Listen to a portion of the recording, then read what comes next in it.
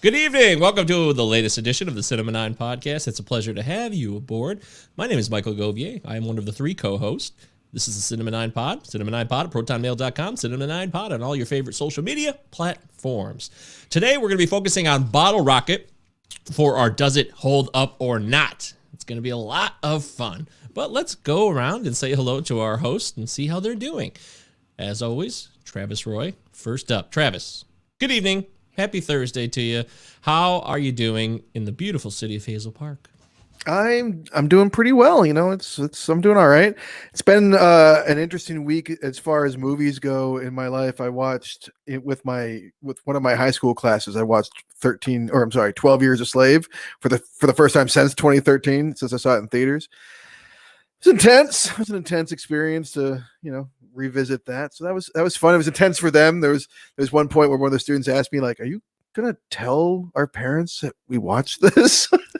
I'm like, I don't know. It didn't even cross my mind, but they were just, it was pretty intense for them. It's an R-rated film, but man, what a film.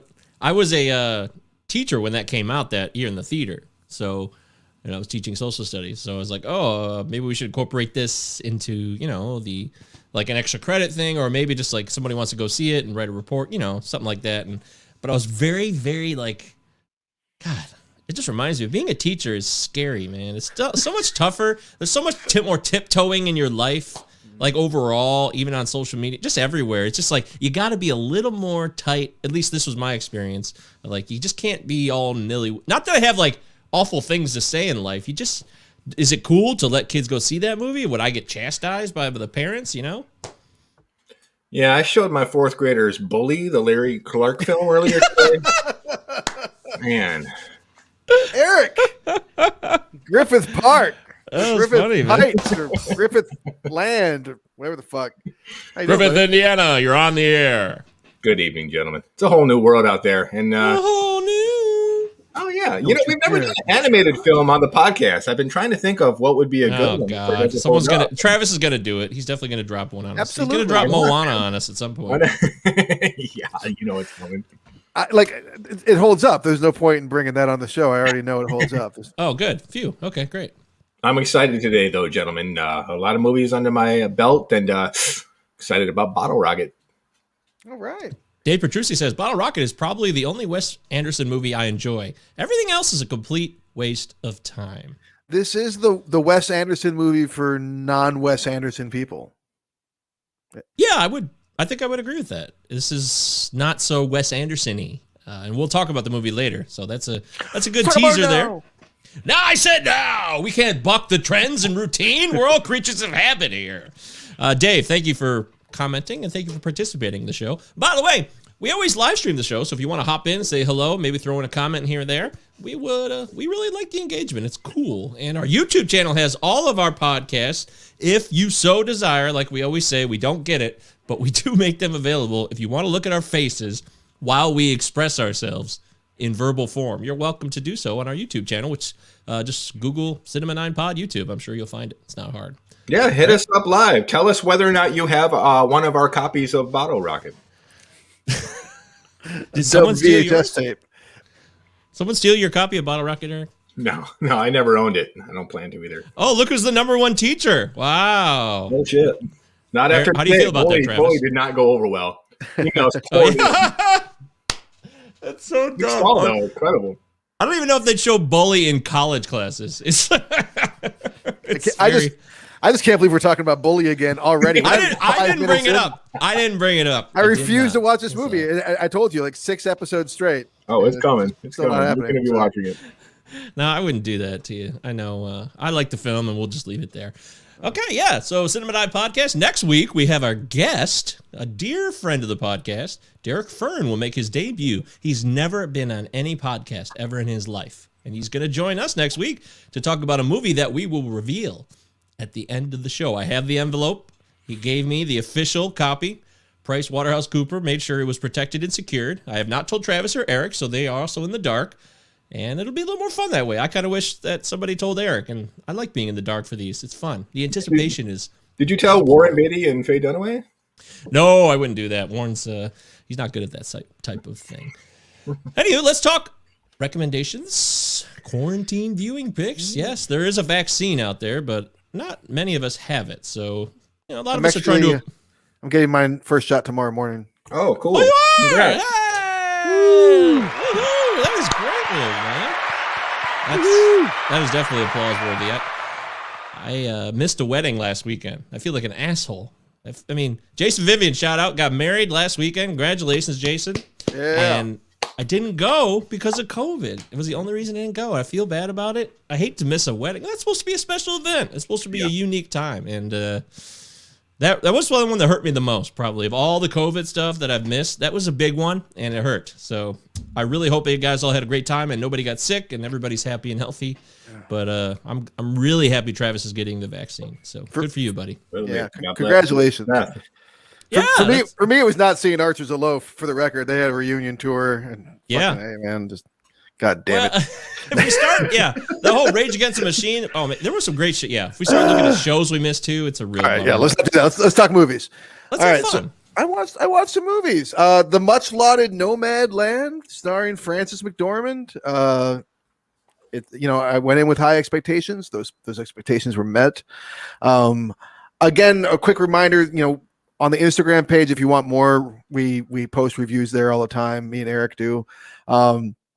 If you want more detailed reviews than the quick regurgitation that we kind of do here, I watched Flora and Ulysses, the new Disney film. It was totally enjoyable. It was a lot of fun. Ben Schwartz, I enjoy his work. This was a nice little family movie. I can stop humiliating myself on this show by admitting that I've never seen Do the Right Thing. I finally sat down and watched that. No point in recommending it because either you've seen it or, like me, you spent like 3 decades being like, hey, I should probably see this movie. But of course I liked it, man. It was fucking great. Spike can really direct, and probably the least abrasive score from that guy that does all of his movies. Just like, it's the same score as every other movie that he's done because he just does the same score over and over. But it was the most tastefully used, and that was kind of nice. My big recommendation for the week is a no-brainer for me. This movie's rated 8 on IMDb, so I'm not too worried about raising your expectations about it. Although I had like 0 going in. I'm just like, well, you know what? I really fucking love Willem Dafoe. I should watch all the movies that he does. So I sat down and I watched Togo. I was on the edge of my seat with this movie. It was so good. I was thoroughly emotionally invested in pretty much every emotion possible, and one of the better movies I've seen in a while. So, here I am bemoaning Disney Plus and its lack of content, and then I sat on Togo for like a year. So if you too have been sitting on Togo, check it out. And I have been sitting on it. I loved it. Yeah, I watched it when it came out, and to be able to use, and I did the research, they took really, really good care of the animals that they used in the film. And it's a wonderful example of how, you can use real animals in a responsible way and have a great picture and be responsible and safe. That's kind of why I ducked out on Call of the Wild, just because the dog just looked like just a cartoon. I could not pull the trigger on it, but I love Togo. Great message and a great just normal character for Willem Dafoe to play, just to show you that, hey, I'm not just a fucking weird guy. Like, the man can do anything and everything. He's really. I'm starting to feel like he might be the best living working actor. Wow. Who's better? Who's stupid? You're stupid. Who's better? Great actor. I love it. That's working. Name a better living working actor than Willem Dafoe. Working? Viggo Mortensen. A living working actor. Okay, Viggo Mortensen. Viggo Mortensen's good. Kate Blanchett. Obviously this is a subjective thing, which is why I'm actually not going to call your opinion stupid, Mike. No, I would not. But I didn't call you stupid. I called the point. I take it back. I don't think you're stupid, and I don't think that having an opinion about actors is stupid. In fact, that's part of the point of the show. I'm willing to follow. You ever see To Live and Die in L.A.? I have, but man, it's like when I was too young to see it. Like I have 0 recollection of it. Hey, Bill, huh? But yeah, so those are the movies I watched. One of them had Willem Dafoe in it. That's my rant. No way. I gotta check that out then. Okay, I've never seen Togo. I love Will. I love Will Dafoe. He really could be that good. I was just trying to have some fun. You know, we got to have hot takes on the show, start debates. That's why people will tune in for, right? Oh God damn it, no. No, bud, no. Eric Brandstrom, what have you been watching with your lovely little daughter this week? I took another. She's so cutesy wootsy. The fuck? Thank you. That's just cutesy wootsy. What? She's a baby. Come on, it's fun. But she's not even present. I don't know. That's what you. She's right. She's not here. But that's my. I don't know what's happening. This is so unlike you know this is live, right? You can't edit this out. This is like Scanners. My head's I watched Taken, or as I like to refer to it, Never Travel Abroad, the movie. It's still really good. It's a fucking great action movie, man. It does never get old. It never gets old for me. The setup is great. The payoff is fucking fantastic. I've never seen it, but I feel like I've seen it because like the whole world is like parodied it and made fun of it, or I don't know. I feel like I've basically seen it. It's still really good. I took a look at. I took another look, and it's been like 17 years, and damn, I was gonna save it for the show, but I couldn't. Once it was there staring at you, I had to push play. Master and Commander, the Peter Wilson. It's so fucking good. It is. It's so good. It's great. It's a great Peter Will film. The ship, like Russell Crowe's like lame long hair. Like, who cares about this? Like the ocean. Like, yeah, no. I mean, I've heard you're like it's widely. It comes widely recommended. It's you know, it's not one that like I don't think it looks stupid or anything. Like it's just I don't know what it is. There's something about the whole super specific genre. Like I haven't seen Mutiny on the Bounty or you know, I haven't seen like any of that stuff. It just doesn't, like British sailors, the turn of the century. Like, come on, the elite power of the British Navy. Once upon a time, maritime warfare. Doesn't that turn you on?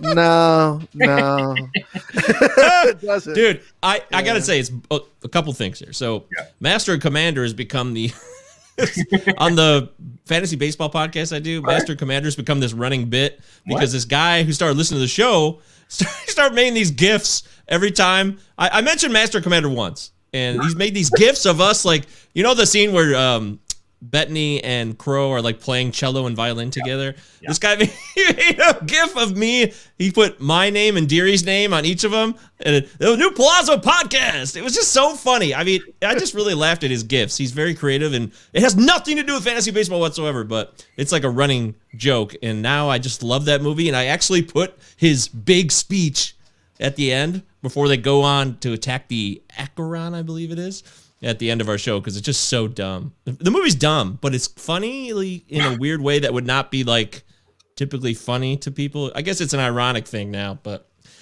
it's not a good movie necessarily. It's kind of dry. You're talking about movie. No, it's really good. Anyone who's never seen it before, check it out. It's really good. If you like strategic war movies, you're gonna love it. Quiet character study. I took another. I watched Nomadland, Travis. It was exactly what I thought it would be. Like, I really enjoyed it, but you got to be the type that likes a movie where like a scene is like someone like brewing coffee and then like drinking it for like 5 minutes. Like, it's that type where people live, and it's like this lifestyle. I had to take a lot of breaks, but I think for different reasons. Like, it wasn't even her. It was all the side characters, all the side actors. I would just like kind of start crying every 10 minutes, and then I'd have to pause it and go do something for a while. Then I'd come back and watch it for like 10 minutes, and then I'd start crying again, and then I'd leave and go do something else. It's really difficult. It's that kind of movie. Yeah, Jeff Nichols does these a lot. He makes these specific movies about a very, very specific demographic of people. So wait. But it was Chloe Zhao. Or is it Zoe Chloe Zhao? I was getting Zoe Zhao and Chloe Zhao mixed up. I'm sorry to both of you. Canceled. Yeah, she's the filmmaker, but she does remind me of Jeff Nichols, the filmmaker, where you got these very specific types of people that you would never get to see what their lifestyle is like. And it's not boring for me. So I do recommend Nomadland. Look, Frances McDormand is fucking out of control. She's so good, in fact, that it's hard to see, like, you cannot see the wizard behind the corner. She just is the character every single time. She doesn't even seem like she's acting. I think she's going to get another Oscar. So, yeah, she just I took another look at Joker. And every time I watch Joker, I think about it differently. I never get sick of the film. I think it's a brilliant movie, but every time I watch it, I think of the character as the Joker himself, like that we all know, less and less and less. And it just be more of just like, let's face it, this is just a guy that's mentally ill, goes off the deep end, wants to be a comedian. And it's hard for me to make the connection between, the Carlin Prince of Crime and this character. He doesn't seem like the evil, like he doesn't seem like that smart at all. He doesn't seem like the super sane genius that the Joker is in the comics or the other movies. And he doesn't really seem like he has the aptitude to pull off like a heist or any great scheme whatsoever. He's just likable, disturbed, and it's an incredible film.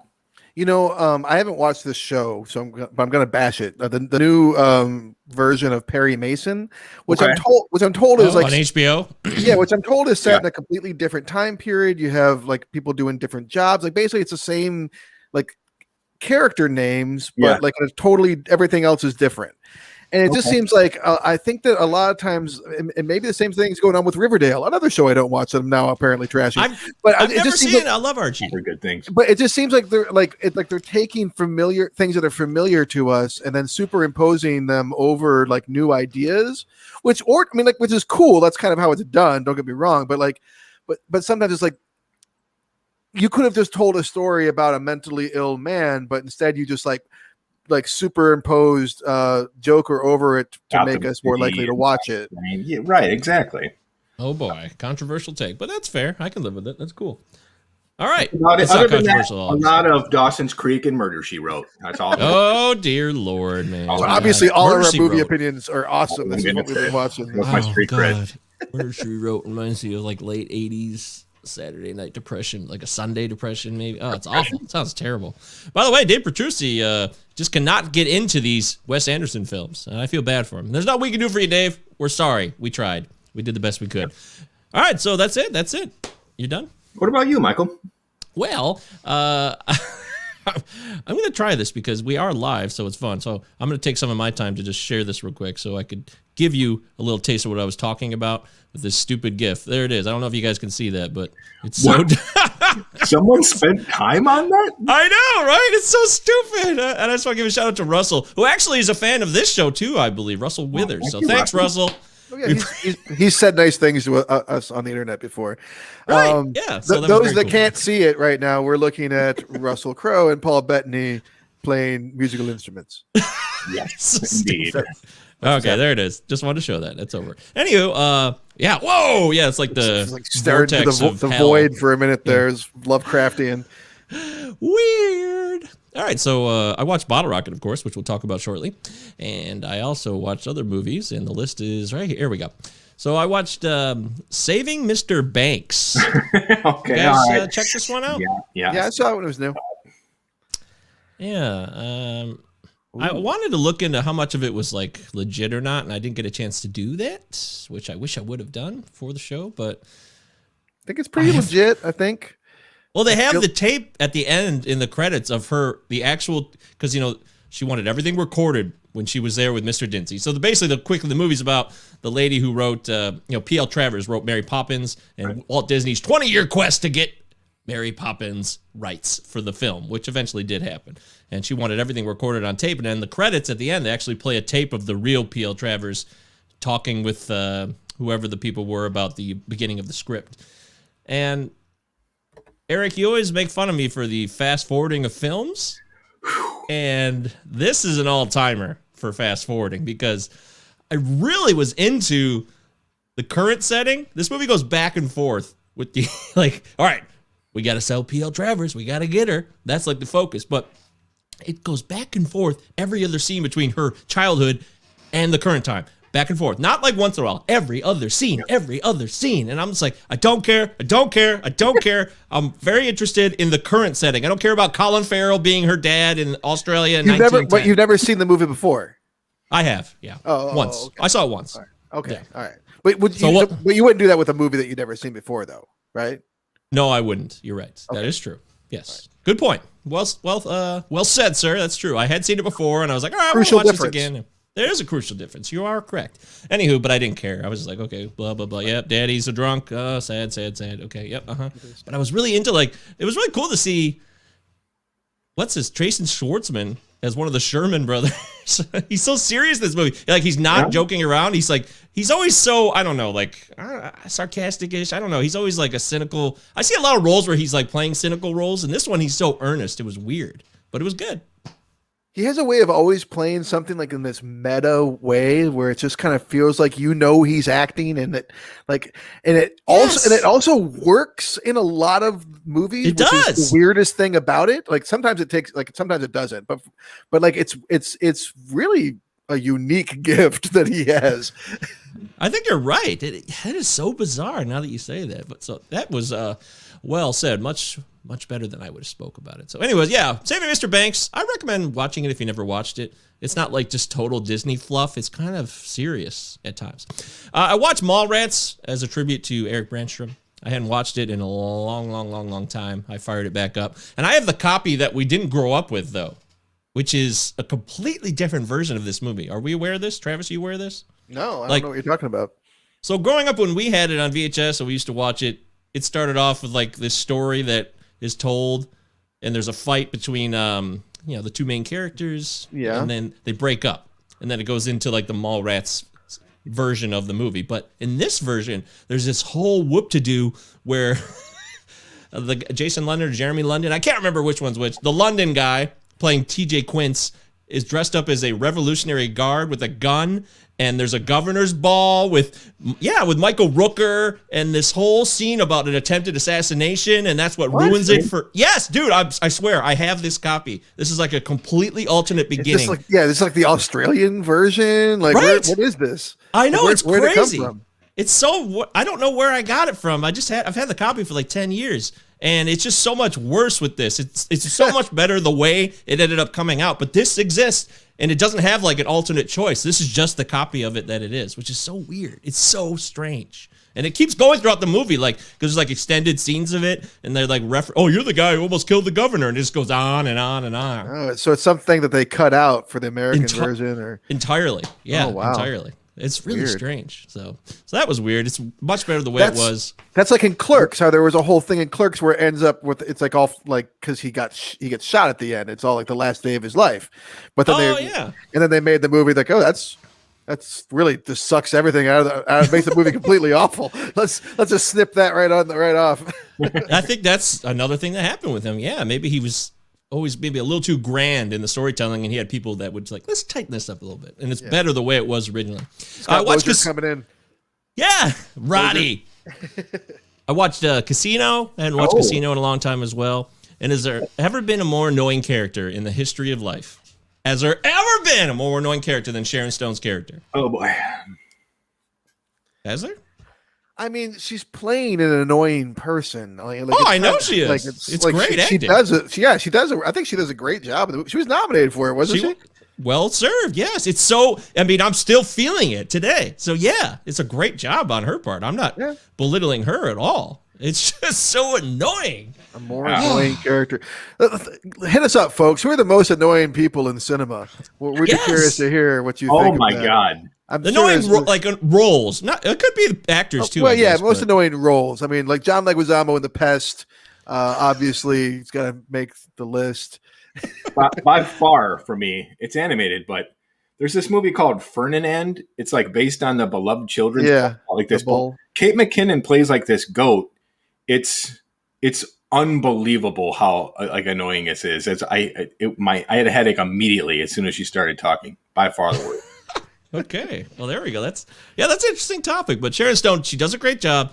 But I just like, you're unbelievable. Scorsese's track record with female characters is not good. Aside from Malice Doesn't Live Here Anymore, and it's definitely not good. I mean, there's a whole big conversation there, but take a look at other filmography. Okay, all right, that's a fair point too. But yeah. Anyways, I watched a movie called Good Luck Chuck. You guys ever seen this movie? No. I turned it off. No, dude. This movie is so canceled. I mean, this is 2007. This came out. Dane Cook. That's when I saw it and turned it off. Like, this is just trash. Like, why am I watching this?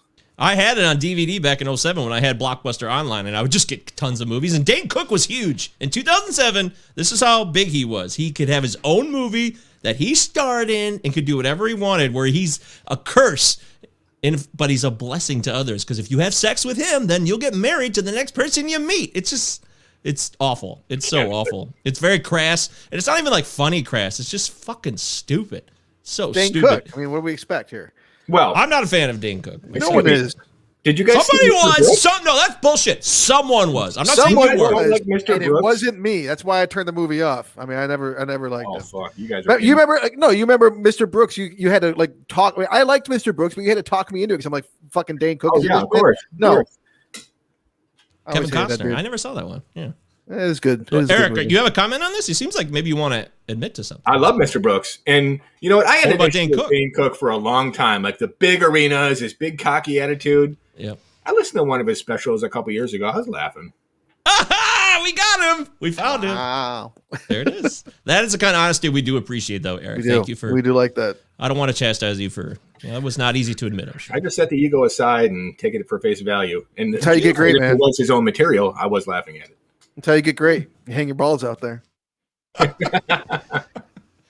a good one. That's a good one. But yeah, the movie's terrible. Don't ever watch it. It actually one-ups the wedding. The Wedding Crashers sex montage scene where like it's just women.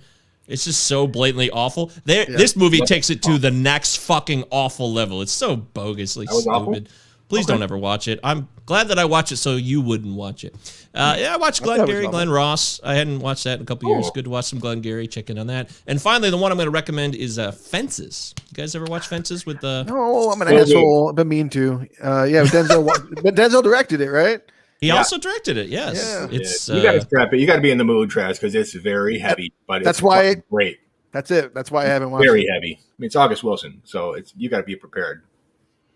Yes. Yeah, Derek likes your T-shirt. I appreciate that. I do. That's exactly why I haven't watched it. I mean, it's like it's why it took me fucking 30 years to watch Do the Right Thing. I'm like, I know this is going to be intense, and you know what? It was more intense than I was even prepared for. But that's what you gotta do sometimes. Sometimes you gotta sit a bunch of 17-year-olds down and make them watch 12 Years a Slave against their will. I'm like, it's intense. That's your job, man. Your life is going to be changed. That's part of your job. So I commend you for doing that. This movie is not, it's based on a play, so it's very like play like, not a lot of various scenery. It's a lot of time at the house in Fences. And if you're not down with that, then I wouldn't watch this movie. But if you're cool with the fact that it was a play and they tried to turn it into a movie and it's directed by Denzel and it has Viola Davis and really powerhouse acting. This is like these two at their best in terms of dramatic acting. No doubt about it. But it's certainly... I'm going to watch it this week. Wow, okay. Well, there you go. I have got to. I commit. He's committing. That's impressive. Okay, cool. But yeah, it's got a lot going on, no doubt about it. So, but I would recommend it. All right, there it is. So those are our recommendations for this week. We hope you're living well and happy and within your means. And if you're not living within your means, hey, that's okay. There'll be a bailout for you, I'm sure. Stay tuned. CinemaNinePodcast at protonmail.com. If you want to send us an email, as Eric said last week, it's been 4 months, you said, in an email? That was a joke. We get many emails per week, but the problem is, the timing of the show. Sometimes we can't put one in because we run out of time, but we're always looking forward to seeing your email. And maybe it's a lie. We haven't got any emails. Yeah, we're bone dry here. So anything. Your favorite actor, we don't care.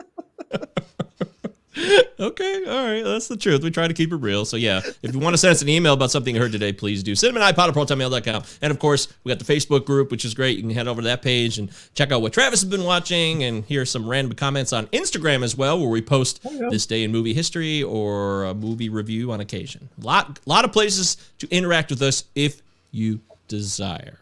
Oh, and real quickly, of course, the 5-star review, Apple Pods. Not just the rating. A quick comment too helps. Apparently that makes it better. If you could say, "Hey, these guys talk about movies and it's great!" ! That's all you got to do. That's all you have to do. Now it is time for Does It Hold Up? The main focus of each show. Every week we've done this 46 plus times.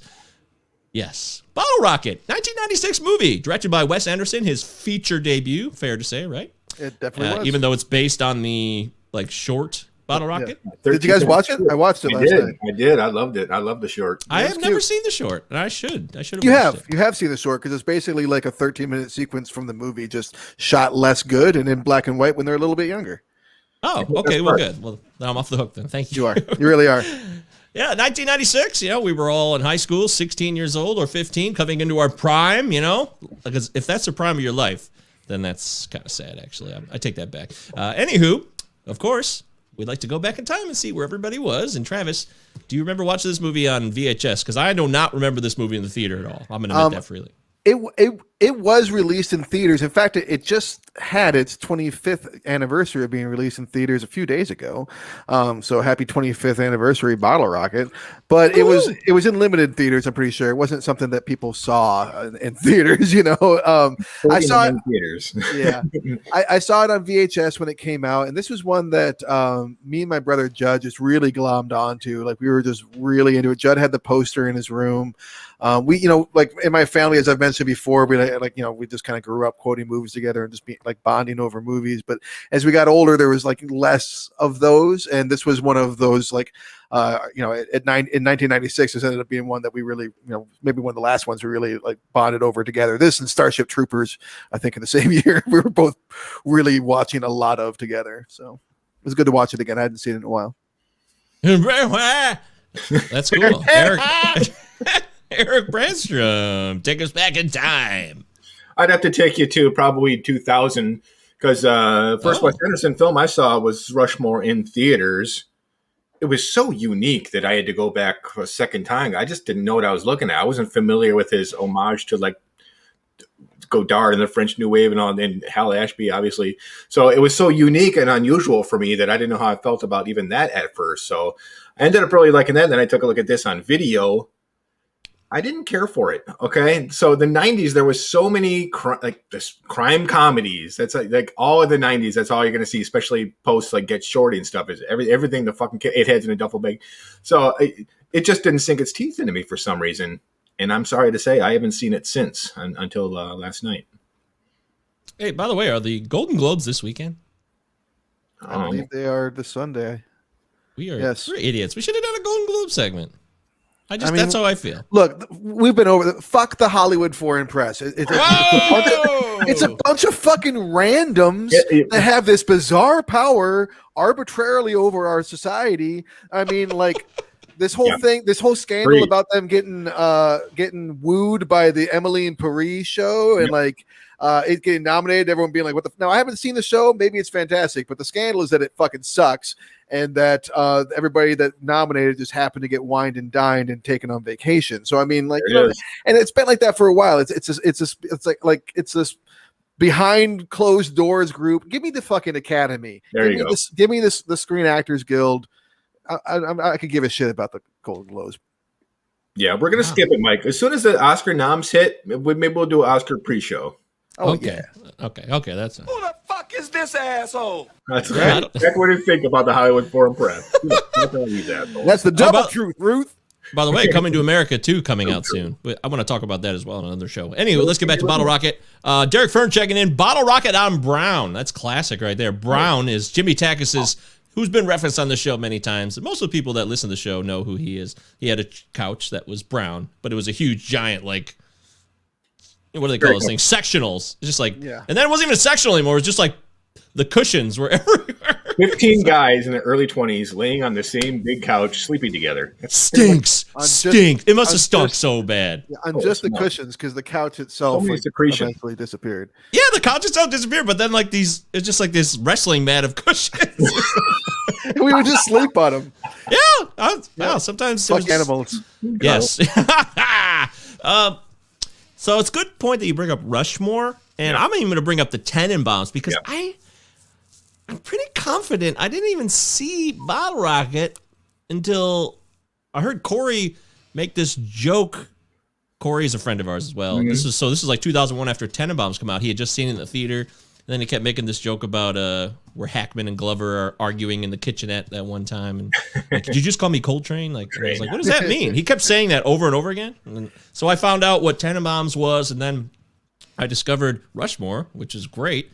And then I finally saw Bottle Rocket. So I think I probably saw it even after you did, Eric. Okay. You guys were late to the game. Yeah. I was very late to the game. And I very much remember, though, seeing VHS copies of Bottle Rocket at, like, all the friends who had movies houses. I'm like, what is that? Yeah, I definitely saw it there many times. I'm like, What is that? And I never was there where it was being viewed or not pirated. Had legitimate box copy. Yeah, well, paid money for it. Yes, this is not a mixtape. This is a true box copy. And I'm like, what is Bottle Rocket? And I don't know. It just kind of went over my head. Sometimes when you're young and life's moving fast, you just don't catch everything. I'd sit around and watch that. I'd watch A Life Less Ordinary, you know. Another one I never saw till a couple months ago. Freeway. Ooh, I love Freeway. Yeah. These movies were like in heavy rotation around that time. So, Bottle Rocket, care to venture a guess on the IMDb score, Travis and Aaron? I looked. Spoiler. I did not look. I'm going to guess high, though. I'm going to say 7.5.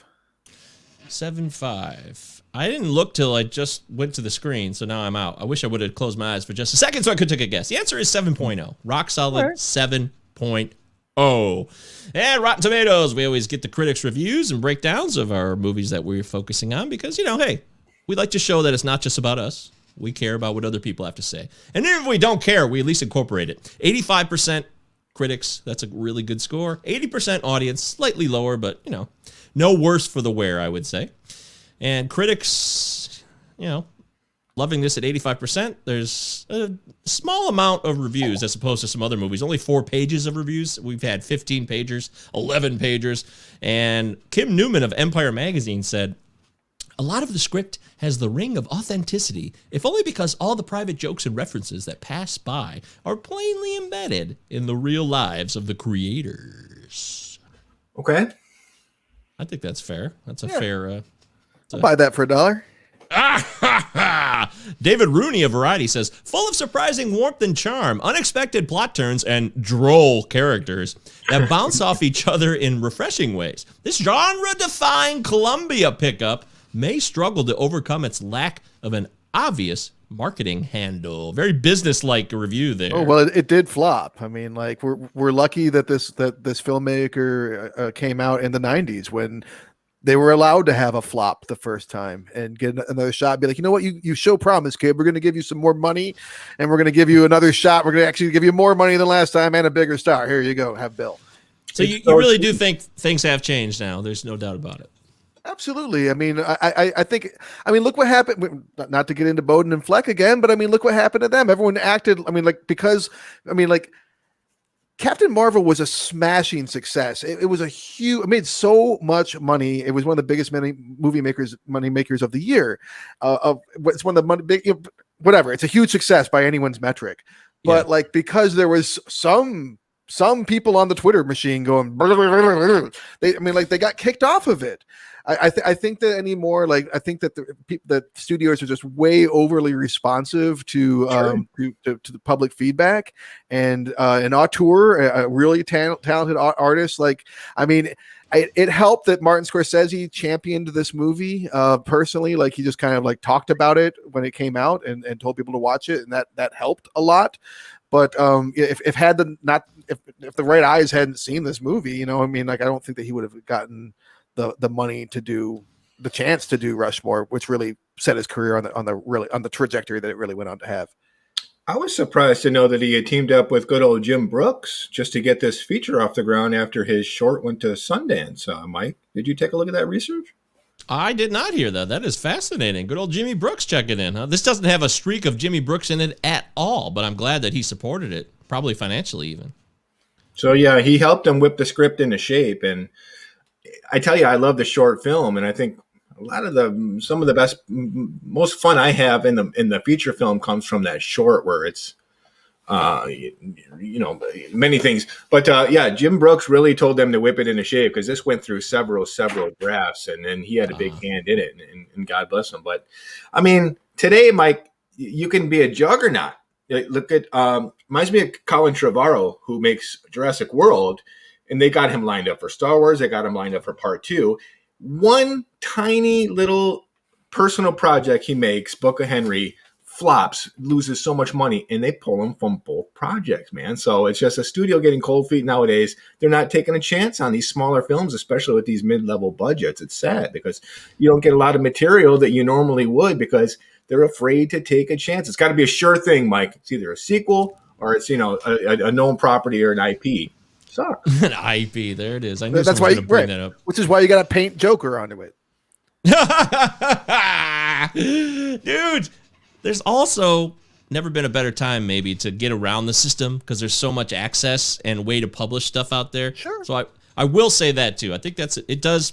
You're right. The studio system has never been narrower. I would agree with that. And at the same time, things like last year, The Vast of Night. Let me think. What other streamers were big? The Vast of Night. Yeah, Palm Springs. There was some streamers, some stuff. Yeah, there's so many streamers available now that you could get on when you normally couldn't because there's more avenues. Right. So there is. I mean, like, but even then, like, how well advertised is it going to be? Every now and then, I'll watch this movie on Netflix and be like, "Fuck, I would have watched this years ago had I known it existed."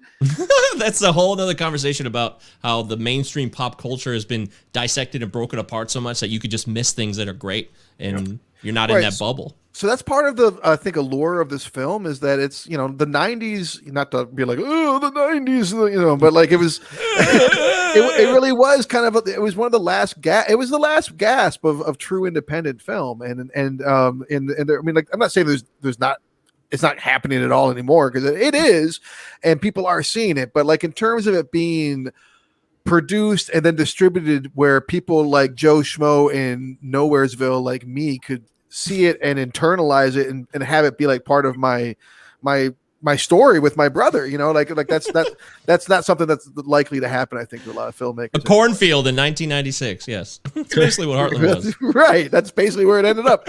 And, luckily Movie Land had it on VHS or whatever. And I was able to rent it and watch it and be like, oh, there's a whole world outside of mine. And it looks kind of like mine. And they go out there and they shoot guns in that field because that's pretty much, it looks just, it's all shot in Houston and like outside of Houston, and it looks not that different from other than Houston. No, you're right. In this movie, they all connected at the University of Texas, I believe. That's where the friendships all started. And also, we got to get Desson Thompson on the record. A hilarious, inventive, and goofy breath of fresh air. That's simple, Desson. Thank you. That's a rock solid breakdown. So yes, this is an independent movie, and these guys are all pals. It's the beginning of the Wilson brothers. One Wilson brother. Hey, look at that. Fee, shut up. The Wilson brothers. At this time, in my opinion, Luke Wilson took off first. That's how I see their careers. Like Owen, he did that fucking dumb movie with Minus Man. No, the one where he gets crashes in a plane. It's like lines. Yes, with Gene Hackman. That's where and then Tenenbaums came out the same year, and then suddenly Owen Wilson. I'm just talking about the mainstream. I hate that movie. I love Tenenbaums, but I don't like Behind Enemy Lines. But it seems so out of character for Owen Wilson to be in that movie. But Luke Wilson was big first, He kind of blew up, in my opinion, of the Wilson brothers. And, of course, Andrew, the third Wilson brother in this movie, Future Man. Don't forget about Future Man, who is hilarious in this movie. He also plays... In 2005's Idiocracy, he plays Burrito Supreme. So don't forget about that. Andrew Wilson. There it is, Brando. That's perfect. Perfect setting. So what is our take on this? Does it matter who blew up first? Did you guys see the way I did? Because I feel like Owen Wilson is the better actor overall, without a doubt, actually, in terms of like acting chops. But Luke Wilson kind of got the run first. Yeah, they're both so natural. But for me, geez, I was really blown away by how just effortless Owen Wilson is in this role.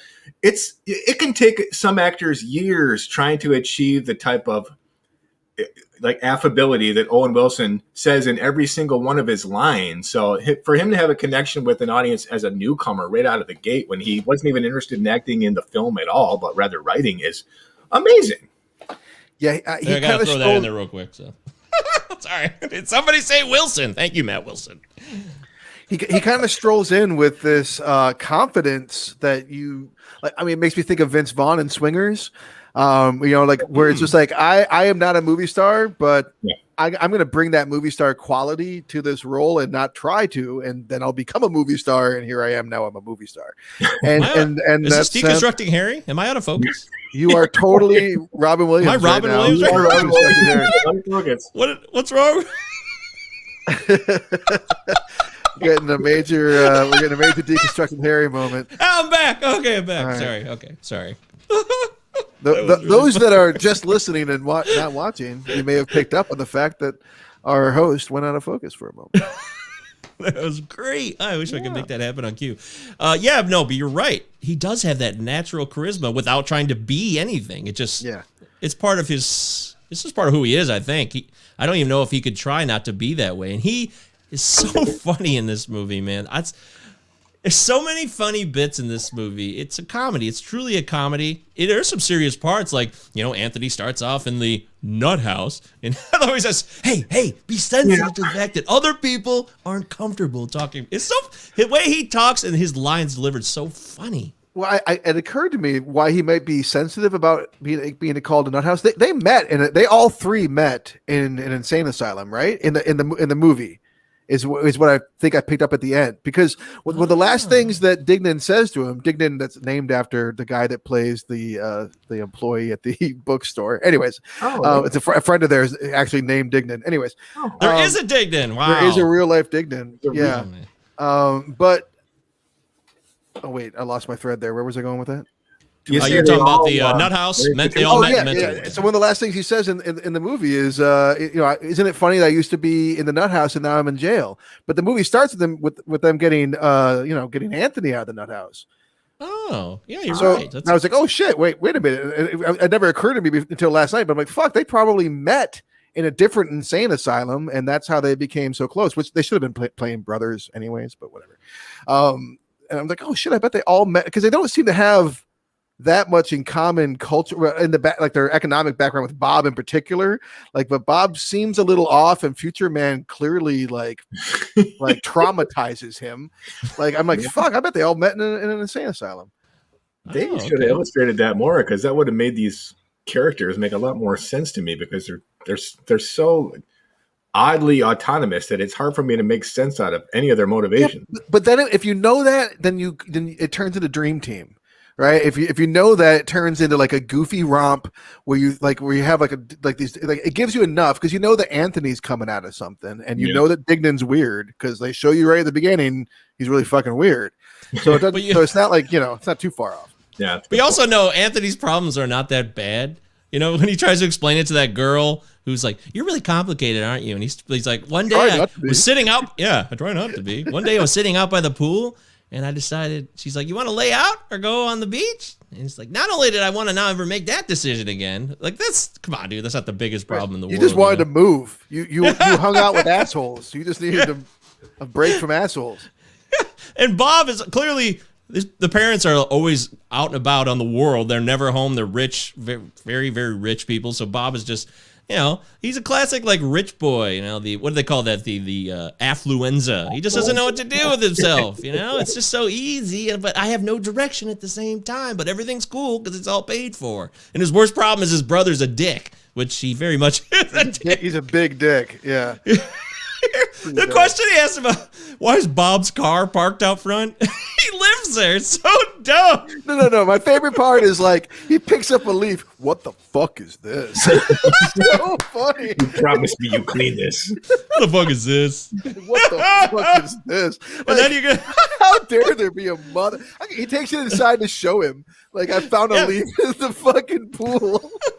And then there's this whole funny. It's such great writing. That shows you how talented that Wes Anderson really was already. I know, this whole background argument in the house while they're having this forward conversation in the foreground between her and the two, Dignan and Anthony. It's so well done. It shows you that's talent. I think that is talent, regardless if it was just his idea or everyone's collaboration to make that happen.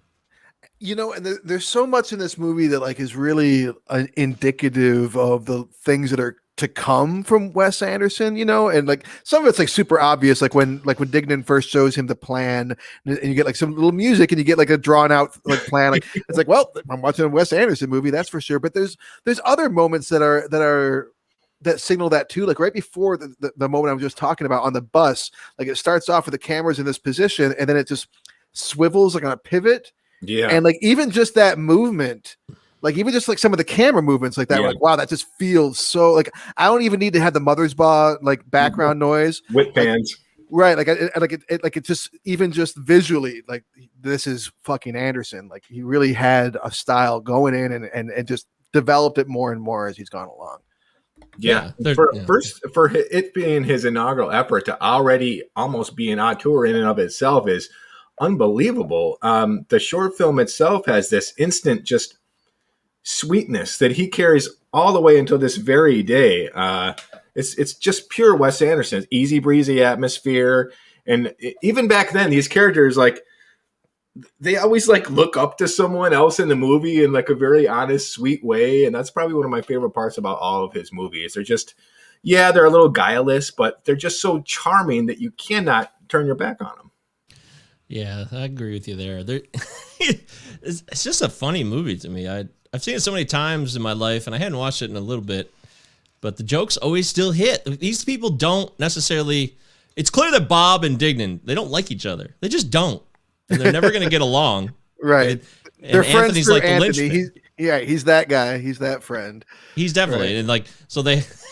When they go out to that motel and they go on the lam, so they rob the bookstore, which is the stupidest place to rob, a bookstore of all places. It was like $58 in that till, man. I know, there's no way there's $500 in there, and that was after they'd already been on the lam for a few days. So that implies there's more than $500 in that bookstore. Not buying that. It's pretty dumb. I will say, it's worth it. Like, it's a comedy, like always. I try to like just approach it like, okay, it's a comedy. I don't need to like be too critical about this, but I did think a couple times during this movie, like, oh yes, they are robbing people at gunpoint here. Our heroes are very much traumatizing people and holding a huge guns gun, on, like a big fucking gun in their face. This is one of the worst moments. It's like it's like and somehow, unlike most movies, like you really just don't care in this. Like it's just like it's fine. They're so well intentioned. They just want to, but that's one of the funny things about this is just like the romanticization of criminality, right? Like that's and that's as American as apple pie, right? There's always been people, even before there was cinema, there was people that idolized bank robbers and that kind of stuff, and that's what these guys are doing. They're just playing bank. They can't even plan the bank robbery because they're fighting over who gets to play with the gun. That's right. Right? Bob buys the gun and he keeps touching it while Dignan's trying to lay the plan, which again is more Wes Anderson-esque stuff when they have the plans laid out and they're trying to set all that stuff up. But no gang. and ultimately, it's really Dignan that just wants to do it. And one of the things I love most about this movie is Dignan just like he's victorious in defeat. Through, like the way this movie ends, like he's just like, hey, we did it, didn't we? We fucking did it. And like when he goes back in there, like he knows he's gonna get caught, but he also thinks he's not gonna get caught. But it doesn't even matter.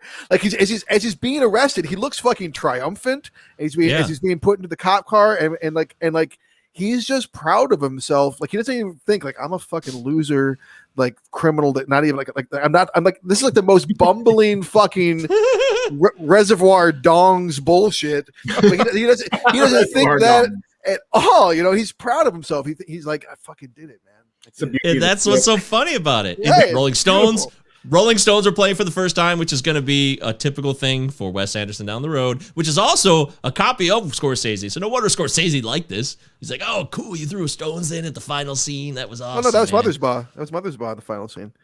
No, I meant the robbery scene. Not the final scene. My fault. But yeah, go ahead, Eric. Sorry. Oh, no. I mean, anytime like one of your leads has like this much ambition, and like no one has more ambition than the fucking Dignan in this movie, you root for him. And I think that's why we turn a blind eye to the criminality, and maybe even why he gets fucking 23 months in jail for like robbing people at gunpoint. It's like, did the judge just get smoke bombs? Say what you will, but he's no cynic and he's no quitter. That's right. That is so true. That is great. Camp Douglas sucks, but you're right. Yeah, it's good to know that. And I will give them credit for that, Travis. I think you said it well, man. I never even like think anybody's in danger. Every time I've ever watched that scene, I'm just like, oh. Well, I just keep thinking about the tape. All I'm thinking about is the tape on the nose. And he's like, why are you wearing the tape on your nose? He just points a big gun at it. Ooh, ooh, ooh.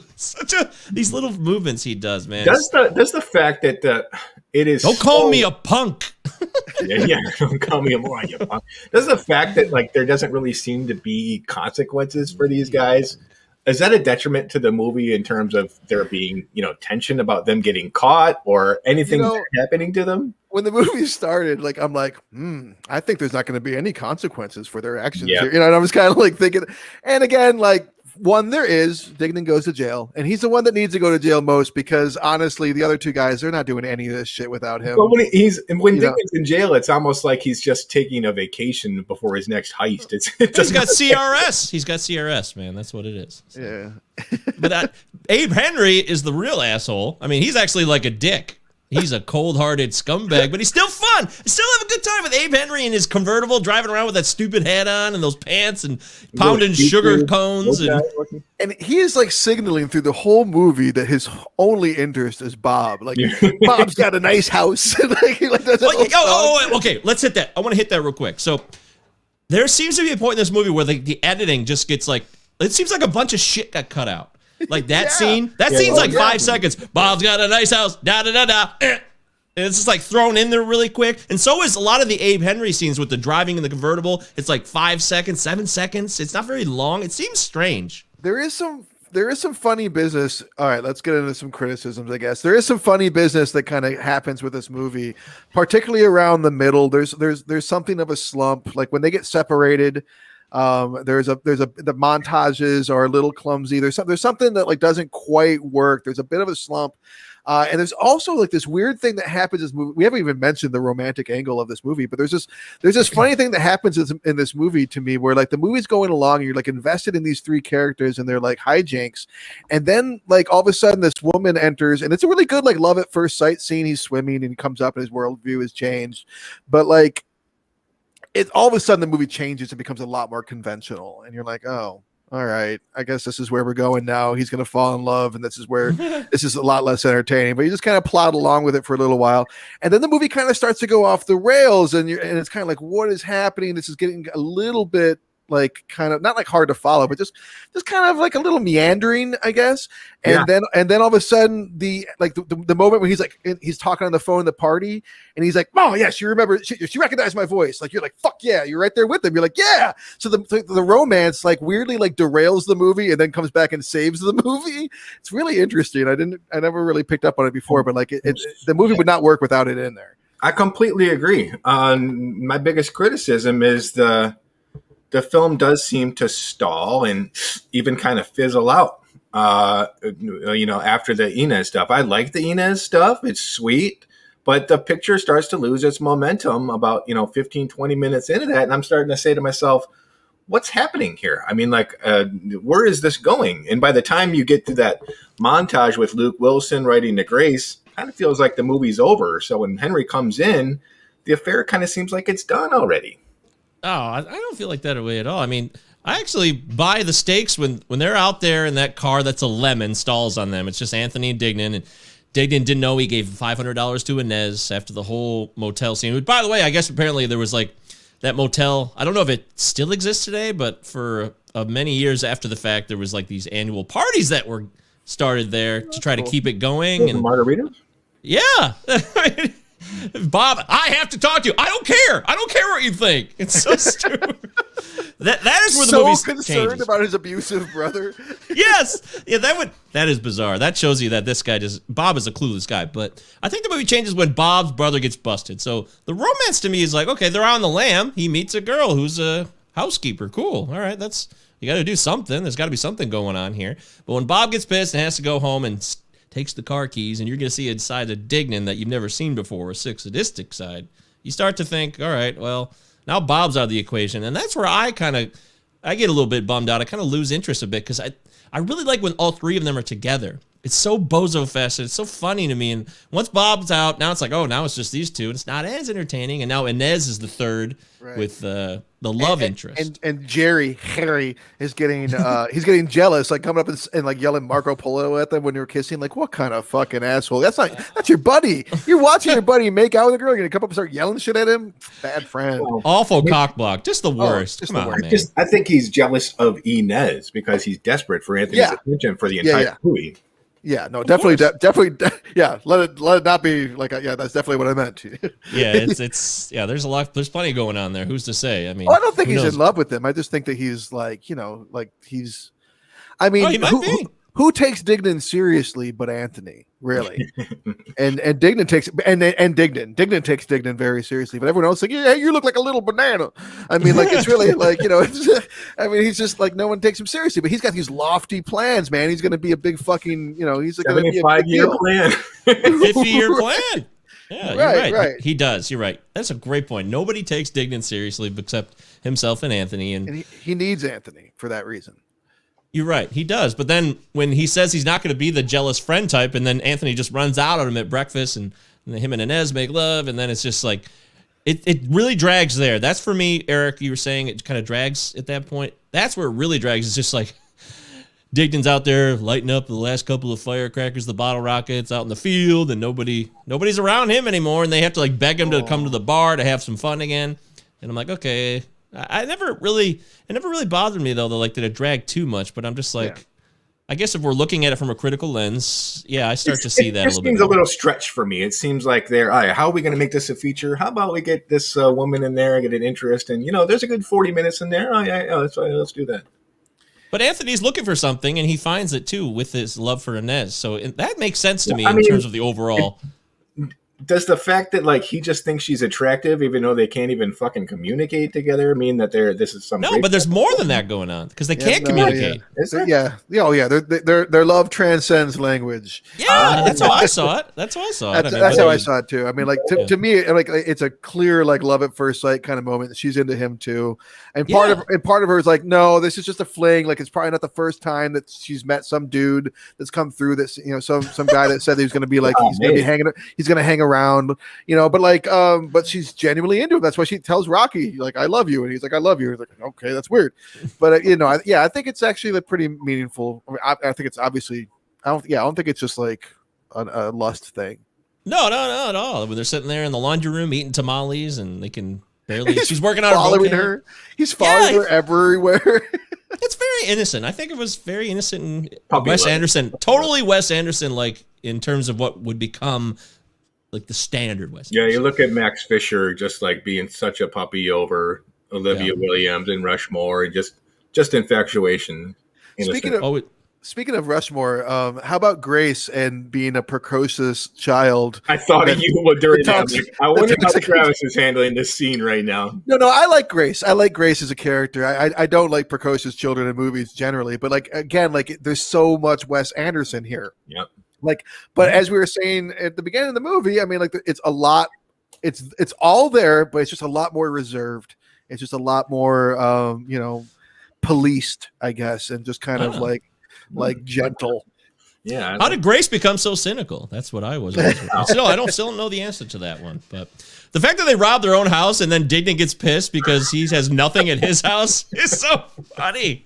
There's nothing in my house. I was laughing pretty hard at a few moments in this movie, laughing out loud. Definitely still making me laugh. I haven't watched it. I don't know. I mean, it's been since 2000 maybe since I watched it. Wow. So wow. And it still made me laugh. Oh, that's good to know. It's funny. It has a lot. It has a heart. It's funny. If it drags, so what? It happens in these movies. And as we start to get towards the end of the show, I want to say that this movie has a unique place in movie making because of everything you guys were talking about earlier with the independent film aspect, but then it has these huge actors that we know now. I mean, they're beyond huge. So now we can see them through a different lens. And I just wonder, does that change the film? Is it more likable for us, or did we have to be on the ground floor in the first place with this movie to like it?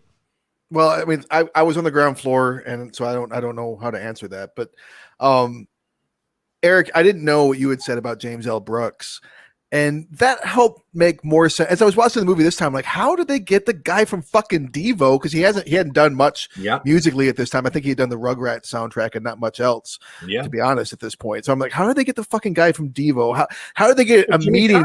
Yeah, how did they get a meeting with Bill Murray? Because Bill Murray almost had the role of Abe Henry. I'm like, and then how did they get Jimmy Caan himself? And they got some, they made some pretty impressive things happen here for an independent film, and that James L. Brooks was behind it does end up explaining a lot.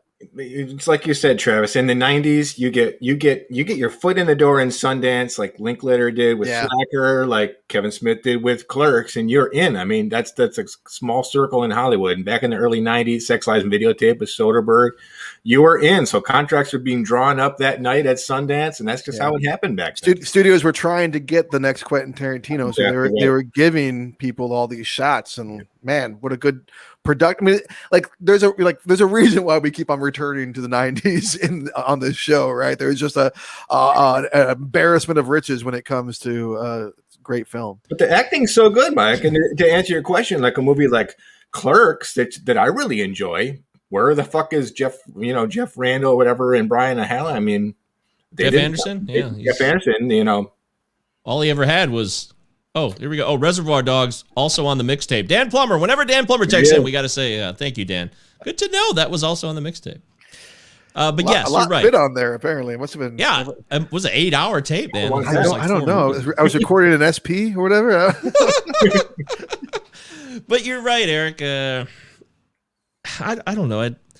I don't know if I believe that the movie makes the actors or not, because in the end, the dialogue and everything else related to it, the music, the pace, really make the movie just as much as like the acting. I mean, Luke Wilson's never been, he's tried at times, and maybe on occasion he's kind of hit me with like dramatic efforts. Like, fucking great in that. Which one? These guys Wonderland. Oh, I never saw that one. Tubi. I saw Home Fries. Maybe not so much. He's. I mean, I think that he's a decent actor. He's not as good as Owen Wilson, but both of them are. I mean, with everything that Wes Anderson brings to the table in this movie, and there is a lot. I have a hard time imagining. I mean, if the other actors that if he had gotten actors that were, say, the caliber of, Robert Musgrave, who played Bob, hasn't done much since, and there's kind of a reason. If the three of them were about as good as Robert Musgrave, and again, sorry, dude, but like if that was the case, this movie we wouldn't be talking about it now. With everything else that they have, everything else that Wes Anderson's bringing, it's ultimately it's these performances from the Wilson brothers that are the most compelling part about the movie. I immediately take back what I just said, though. Luke Wilson in Tenenbaums is actually very, very good. Oh, he's fantastic. He's really fantastic. It's like a serious side and like the suicide attempt. That's all like really legit. So I take that part back, Luke. I apologize if you ever happen to hear this show at any point. 210 to Yuma, right? Or 310 to Yuma. What the fuck is 210? Is that like a prequel? What's the name of the movie? Is it 310 to Yuma? Yeah, it's 310. A couple numbers in Yuma. Remember that movie? It doesn't hurt. Whenever You're you right. write your own script, and this is a really like esoteric script. So with Owen Wilson penning his own character, it probably would have been pretty fucking difficult for an actor to read this script and be able to emulate that Dignan character, because it's really fucking unique. Yeah, and yes. Dignan was the name and the character that he was playing when they filmed the 1992 13-minute short. I mean, like they lived in these characters for a few years, apparently, which didn't hurt. That's a great point. And also, Bob is also in Idiocracy. He is. Sitting on ass. He says the legendary line, sitting on ass. I want to give Mr. Musgrove credit for that. So, all right. I knew there was a reason I put this shirt on today.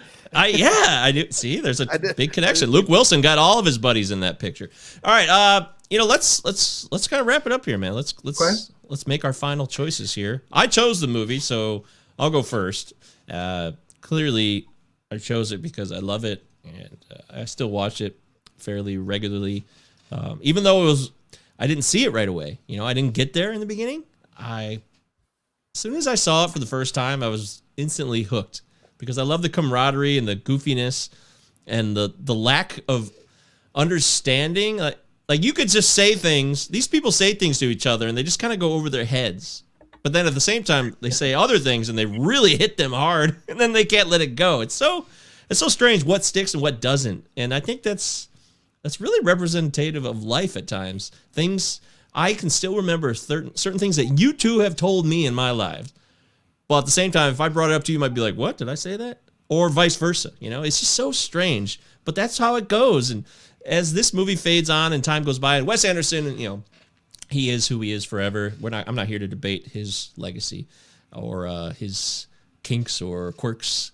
We all know what they generally seem to be. This is a great movie because it's funny and endearing. And even if it drags a little bit, I don't care. It holds up to me because it makes me laugh still.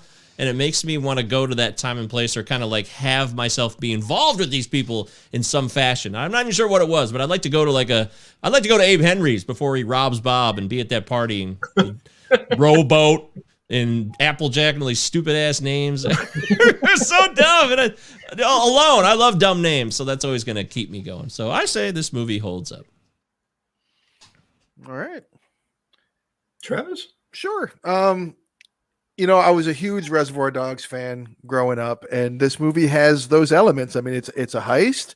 They wear matching uniforms. They give each other code names. I mean, in a lot of ways, this movie checks off like all those boxes, and I'm like, oh, yeah, this is partly, this is very much of that time. And it's funny because when I think of the '90s and I think of the wave of films that came out of it in the independent scene, I for some reason I hold this one a little bit separate from the rest of the Wes Anderson movies, and I forget that Wes Anderson is one of those '90s auteurs, that he's one of the guys that came from this scene. I was watching this interview that he did with Noah Baumbach the other day, and I'm like, oh yeah, fuck, that guy did too, with Kicking and Screaming. Like they've been around a little bit longer than we remember sometimes. So if you did not enjoy this movie, if you've never seen, if you'd seen this movie before, like, and you didn't enjoy it, it's not going to hold up for you. If you don't like Wes Anderson movies, this may be the least stylistic one that might be the most accessible for you. But I sat down and watched this movie pretty confident that I would feel like it held up, because even though it had been good 20 years, I really liked it back in the day. And I was, I knew the kind of filmmakers and stuff that we were working with. But what ended up surprising me was not only that I feel like that it held up, I ended up feeling like it held up way better than I'd expected, and that I probably should have returned to it much, much sooner. So if, like me, it has been a long time since you'd seen Bottle Rocket, you should probably get back on it. It's worth revisiting more often than once every couple decades. There it is, right from Travis's mouth. Eric Branstrom. That was one of the best summations you've had in a long time. You encapsulate the everything about the film there, Travis. Thank you. Yeah, I mean, for me, I had to sit back and say, why didn't this sink its teeth into me when I first saw it? And I think I overlooked some of its more subtle aspects. I would ask myself things like, what is it telling me? I mean, some of Wes Anderson's later work, especially when he teams up with other screenwriters like Roman Coppola or Noah Baumbach, those pictures tend to tell us maybe a little bit more about friendship or love or some of these other like grander themes. Whereas this one, sometimes it just kind of seems almost like a sitcom or something, like It's Always Sunny. It's just fucking guys fucking around. But I think that's its charm. So if you like films like I said, early Hal Ashby or early Linkletter stuff, I think you're gonna want to take another look at it. There's no real like irony here or commentary on counterculture or much of anything. It's just fun to watch. Like you said, Mike, this is a filmmaker coming into his own who's making a great picture right off the bat in his inaugural effort. Sometimes it seems like it's stretched out from the short film that it was.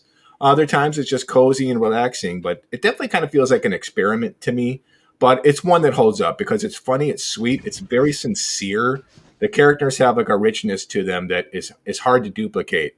No filmmaker has, in my opinion, just duplicate the sincerity and the sweetness between characters. So if you haven't seen it, go back and check it out. It's not too late. I want to make one last point real quick, and well put, Eric.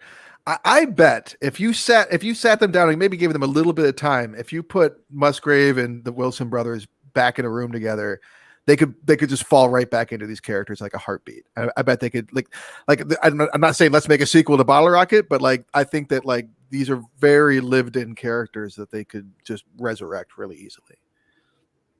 Yeah, I could see that. Not that I know these guys personally or anything, but it just seems like they're still in these characters, Yeah. Owen's changed a lot, and he's had a lot of things going on in his life. I'd be curious to see if he could do that. I believe the other two could definitely do it. Yeah. This is his first wow. You're right. This is the debut of the wow. There it is. Bottle Rocket's in the bag. Matt Wilson says it definitely holds up for this cat. All right. Of course it does. He's a Wilson guy. You got to support your local Wilsons. All right, that's Cinema 9 Podcast for Bottle Rocket. Does it hold up? Looks like we had a clean sweep with this one, which is refreshing and nice. You can't be cruel to this movie. It's so sweet and innocent. It wouldn't be right. Next week, Derek Fern, like we said, will join the show as a guest. We talked about Brown earlier in the many cushions. Well, those cushions is why he earned the name Three Cushions Fan, No Lights, No Talk 1030. So, we've mentioned that on the show before. I thought I would bring that full circle a little bit. But yes, the man himself, Three Cushions Fan, No Lights, No Talk 1030 is coming on the show. That is correct. Next week, Derek Fern will be here live, and he's in the house. Derek, do you want to type it out here, or do you want me to say it? Because Derek is in the room for those of you listening to the podcast. He's going to kill himself live? I'm very executed. That was a typo. Oh, he must be nervous. He must be nervous. Yeah. So next fingers week, Derek, trembling as he types out to the Cinema 9 podcast. I went to high school with these guys. I know them. Yeah. We love you, buddy. Yeah, of all the people you would be nervous around, you'd think it'd be people that you didn't know, but hey. I'm sure it was just a typo. We're just joking. Nope. It's all serious. All right, so now next week Derek will be on the show. It'll be 4 faces in the house, 4 voices if you're listening to the podcast version. Don't forget, you go to the YouTube channel and subscribe. That'd be cool if you want to see that. As always, you could just subscribe and follow all the podcast versions. Spotify, Apple Podcasts, iHeartRadio, whatever. We're all on. I've tried to make sure we're on like stealing your mom's jewelry. Yes, take a picture of yourself stealing your mom's jewelry. That would be great. But don't take the earrings. You took the earrings, Dignan? All right. Contract saying things Derek's. Oh, there it is. Guys, here it is. All right, what do we got? Choice is I Heart Huckabees. Oh, he said Fuckabees. There it is. Boy. I'm so glad that Derek typed it out movie. because I didn't want to be accused of being the one who chose. I did not choose this movie. Derek chose this. Derek, we got to have a talk. There it is. I Heart Huckabees will be the main event for next week. Does it hold up? Derek Fern's very excited. Speaking of Jason Schwartzman, all right. Wow. I'm going to have to break my blood oath to never watch this movie again. Well, I'll do it for you, Derek. I love you. You have to watch it again. Sorry. I don't know what fucking oath you made to whom, but Odin or whoever is going to have to. It's going to be a great opportunity. Have we talked David O. Russell yet on this film? No, this is the debut. This is the first one. We've not. It's a long time coming. It is. Yeah, I thought about picking an old Russell film a few times, but I'm glad that Derek's the first one to do it. I thought it was going to end up being Flirting with Disaster. I was so sure. I knew he was going to come on the show eventually. I thought it'd be Flirting with Disaster or this one. I knew it was going to be. Hey, you got plenty of time to check out that behind the scenes video of David O. Russell flipping out. Get back to us. Send us an email. Yeah, maybe we'll have a few audio clips that we'll see. Anyways, next week, join us for I Heart Huckabees with Derek Fern, and that will be the next episode. Until then, thank you to Travis Roy, Eric Branstrom, and everybody who participates in the live stream. And to those of you that listen to us every week, we do appreciate it, and we thank you for your courtesy, your kindness, and for your gratitude. We'll see you next time.